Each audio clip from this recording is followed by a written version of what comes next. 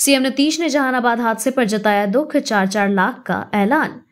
बिहार के जहानाबाद स्थित सिद्धेश्वर धाम मंदिर में जलाभिषेक करने गए 7 श्रद्धालुओं की भगदड़ में लगभग 2 दर्जन से अधिक शिव भक्त जख्मी हो गए। मुख्यमंत्री नीतीश कुमार ने इस घटना पर दुख जताया है। उन्होंने मृतक के परिवारों को 4-4 लाख मुआवजे देने का ऐलान किया है।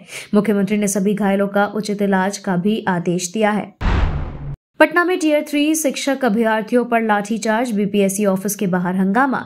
1 कैंडिडेट 1 रिजल्ट की मांग को लेकर बीपीएससी टियर 3 के शिक्षक अभ्यर्थियों ने पटना में सोमवार को प्रदर्शन किया है। सड़क पर उतरे अभ्यर्थियों पुलिस के बीच जमकर नोकझोंक हुई। इसके बाद पुलिस ने लाठीचार्ज कर दिया, जिसमें कई प्रदर्शनकारी घायल हो गए। पुलिस ने उनका नेतृत्व कर रहे दिलीप कुमार को हिरासत में ले लिया, जिसके प्रदर्शनकारी और भी भड़क गए। बता दें कि टीचर भर्ती के अभ्यर्थी ने सड़क पर जमकर बवाल किया है। नीतीश ने 20 सूत्री कमेटी में एनडीए के 912 नेताओं को किया सेट। बिहार की नीतीश सरकार ने शुक्रवार को प्रदेश के सभी जिलों में जिला स्तरीय कार्यक्रम क्रियान्वयन समिति गठित की है। इसके गठन के साथ ही एनडीए के जिला और प्रखंड स्तर के 912 नेताओं को एक बारगी सरकार में जिम्मेदारी मिल गई है। एनडीए की ये कार्यकर्ता अब सरकार के अंग के तौर पर काम करेंगे। 20 सूत्री गठन में जदयू भाजपा के नेता बराबर संख्या में शामिल किए गए हैं। तेरी मिट्टी में मिल जावा बॉलीवुड गीतकार मनोज मुंतशिर बापू सभागर पटना में अपने गीतों से छा गए। तेरी मिट्टी में मिल जावा, इतनी सी है दिल की आरज़ू के बोल, श्रद्धालुओं से भरा बापू सभागर, हाथों में तिरंगा और जुबा पर देश प्रेम की गंगा। आजादी के उत्सव के 4 दिन पहले रविवार की शाम पटना के लोगों ने राष्ट्र प्रेम के गीतों का उत्सव भरपूर लिया है। वनबंधु परिषद की ओर से आयोजित एकल की शाम आयोजन में बॉलीवुड के चर्चित गीतकार मनोज मुंतशिर ने अपने गीतों और शायरी से श्रोताओं में राष्ट्र प्रेम की अलख जगाई तो वो लोग वाह वाह कर उठे। पटना के चारों ओर बड़ी नदियां लाल निशान के पार, नीतीश ने अधिकारियों को हरकाया। पटना के चारों तरफ नदियां लाल निशान को पार कर गई है। अभी पटना शहर जलदुर्ग बन गया है। उत्तर में गंगा, पश्चिम में सोन और दक्षिण पूर्व में पुनपुन नदी उफान पर है। सोन नदी के साथ गंगा और पुनपुन नदियों का जलस्तर लगातार बढ़ रहा है। मुख्यमंत्री नीतीश कुमार ने पदाधिकारियों को निर्देश दिया है कि ऐसी व्यवस्था रखें कि मानसून के दौरान तेज बारिश की स्थिति में जल जमाव की समस्या उत्पन्न न हो। शहर के सभी ड्रेनेज पंपिंग स्टेशन को पूरी तरीके से क्रियाशील रखें। गमछा पहनकर पानी में उतरे विधायक रीतलाल राय। आरजेडी विधायक रीतलाल राय ने दानापुर में बारिश से बिगड़े हालात का मुआयना किया है।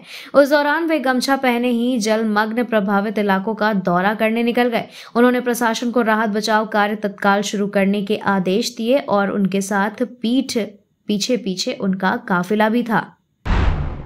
राघोपुर में पुल टूटने के बाद जुगाड़ से चल रहा काम। वैशाली जिले राघोपुर प्रखंड अंतर्गत राघोपुर पश्चिमी पंचायत कमल सिंह संबल सिंह +2 विद्यालय के पास पिछले 20 साल पहले बने ईंट का पुल गंगा नदी के पानी में तेज बहाव के कारण गिर गया था। लोगों की समस्या को देखते हुए जिला प्रशासन ने जुगाड़ वाला इंतजाम कर दिया और टूटे हुए पुल के बीच नाव खड़ी कर दी है। नदी पार करने के लिए सरकार के इस जुगाड़ वाले इंतजाम यानी नाव वाले पुल से लोग किसी तरह से नदी पार करने को मजबूर है। इलाके के लोग पुल के नदी में बह जाने से ज्यादा सरकार द्वारा किए गए जुगाड़ को देखकर हैरान हैं। बिहार के जहानाबाद जिले से एक महिला मुखिया रचने जा रही है इतिहास। जहानाबाद के काको प्रखंड क्षेत्र के बरवा पंचायत की महिला मुखिया ने बेहतरीन कार्यों पर पीएम मोदी ने स्वतंत्रता दिवस के मौके पर लाल किले के समक्ष कार्यक्रम में उपस्थित होने के लिए खास बुलावा भेजा है। बरावा पंचायत की मुखिया सिमरन राज को 15 अगस्त को लाल किले पर सम्मानित किया जाएगा। वे केंद्र एवं राज्य सरकार द्वारा सभी से मिलने वाले योजनाओं को धरातल पर उतारने और महिला सशक्तिकरण को मजबूती से लागू करने वाली बरावा पंचायत की मुखिया सिमरन राज उन महिला मुखिया में शामिल है। पुलिस को पी ठाकुर की तलाश। वंदे भारत से पटना पहुंचा 50 लाख कैश।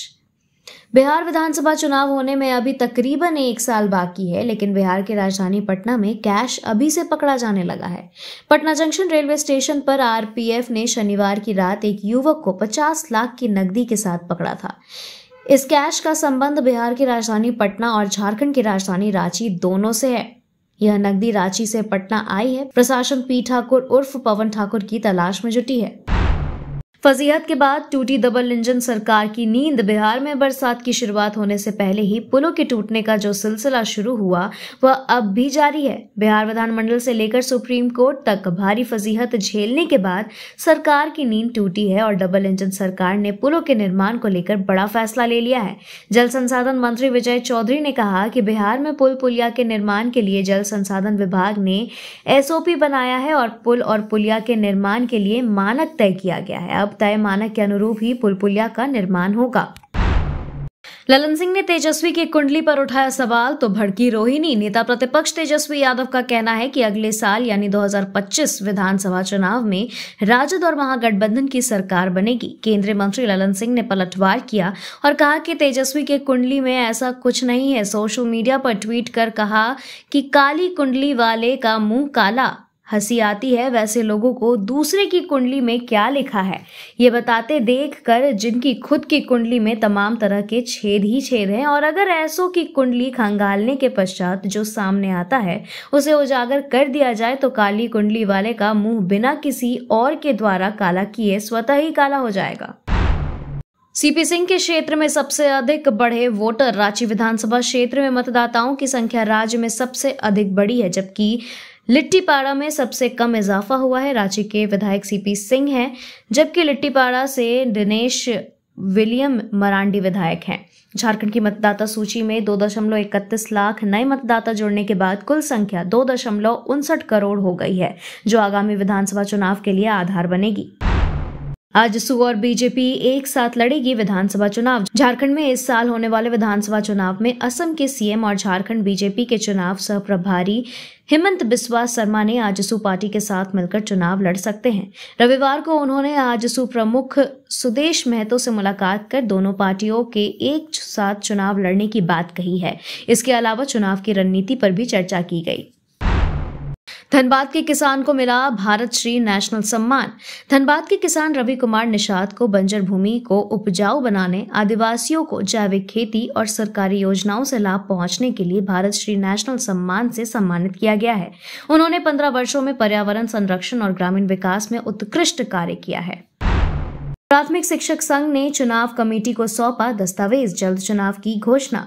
अखिल झारखंड प्राथमिक शिक्षक संघ की धनबाद जिला इकाई ने BSS बालिका उच्च विद्यालय में बैठक आयोजित की, जिसमें जिला स्तरीय कमेटी के पुनर्गठन के लिए चुनाव आयोग को आवश्यक दस्तावेज सौंपे गए हैं।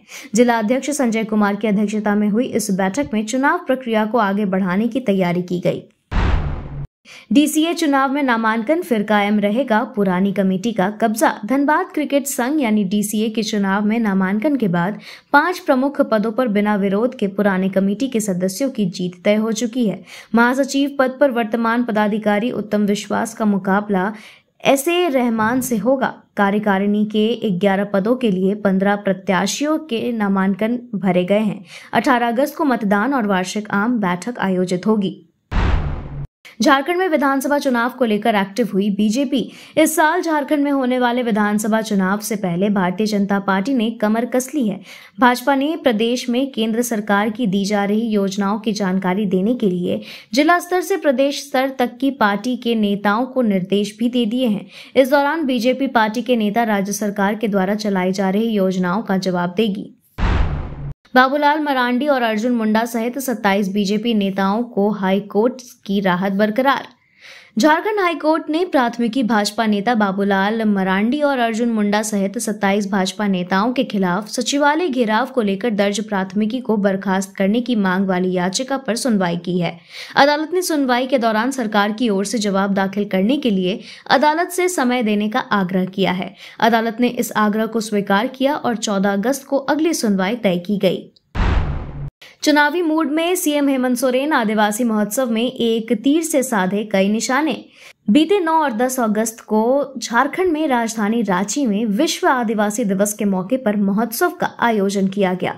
इस महोत्सव में राज्य के मुख्यमंत्री हेमंत सोरेन ने एक तीर से कई निशाने साधते हुए एक साथ कई संदेश दिए हैं। अपने शासनकाल के दौरान CM हेमंत सोरेन ने इस महती आयोजन को संस्थागत के साथ साथ राष्ट्रीय स्वरूप भी दिया है। झारखंड के 99 रेलवे स्टेशनों और 46 सर्विस बिल्डिंग को मिलेगी सौर ऊर्जा। भारतीय रेलवे जीरो कार्बन उत्सर्जन मिशन के तहत वित्तीय वर्ष 2024 से 25 में धनबाद रेल मंडल के डाल्टनगंज समेत 99 रेलवे स्टेशनों और 46 सर्विस बिल्डिंग पर सोलर प्लांट को लगाई जाएगी। इन सोलर प्लांट को लगाने के लिए बीते दिनों एक टेंडर भी जारी किया गया था। बता दें कि टेंडर फाइनल होने के बाद सोलर प्लांट को लगाने का काम आसानी होगा। Thank you so much for watching this video. Don't forget to like, comment, share, and subscribe.